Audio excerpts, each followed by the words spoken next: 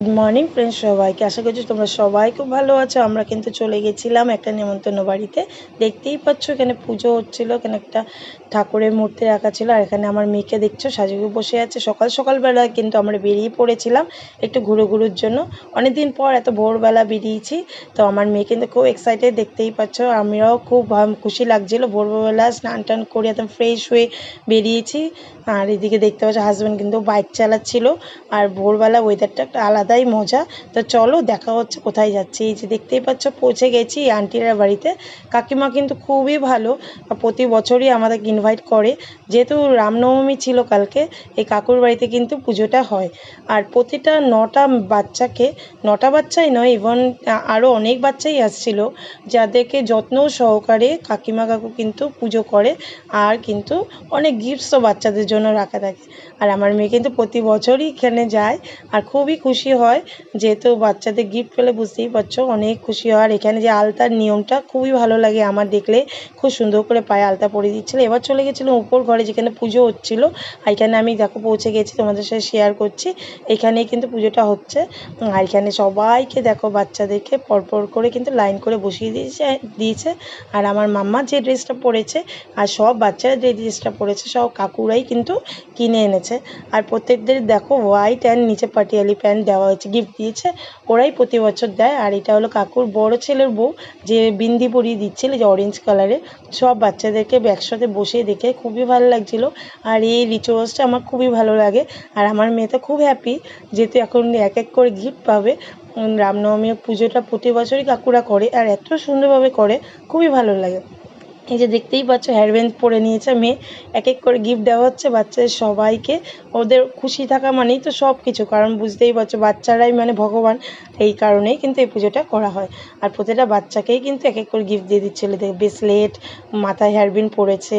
আর এদিকে দেখতেই পাচ্ছ কাকুর বউ বসে আছে ওই পিছন দিকে ইয়েলো কালার শাড়ি পরে।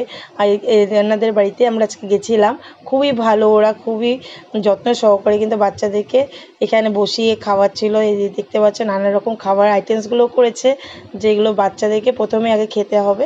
আর পুজোটার নিয়মটাই তাই। আর এইদিকে দেখতেই পাচ্ছ সব বাচ্চাদের কিন্তু পরপর করে নানা রকম খাবারগুলো দেওয়া হচ্ছিলো। এই পুজোটা না খুবই ভালো লাগে, যেহেতু বাচ্চাদেরকে নিয়ে করা হয়। আর এটা ভোরবেলায় কাকুর বাড়িতে প্রতি বছর হয়, আমরা কিন্তু অ্যাটেন্ড করি প্রতি বছরই। আর আমার মেয়ে তো খুব এক্সাইটেড থাকে, প্রতি বছরই যাই।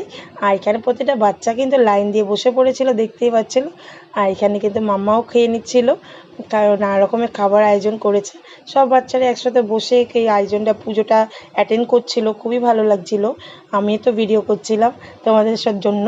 আর এদিকে দেখো মামা পেয়ে গেছে আবার একটা হ্যাঙ্কি, যেটা খুব পছন্দ হয়েছে, ইউনিকর্নের ফটো দেওয়া ছিল বলে। আর এদিকে দেখতে পাচ্ছ কাকু কাকিমা, যার বাড়িতে আজকে আমরা গেছিলাম, খুবই ভালো মানুষ, তার অনুষ্ঠানটা করে আর আমরা চাই। আর এই যে দেখতে পাচ্ছ এক এক করে কিন্তু কাকু কাকিমা সবাইকে গিফটগুলো দিচ্ছিল।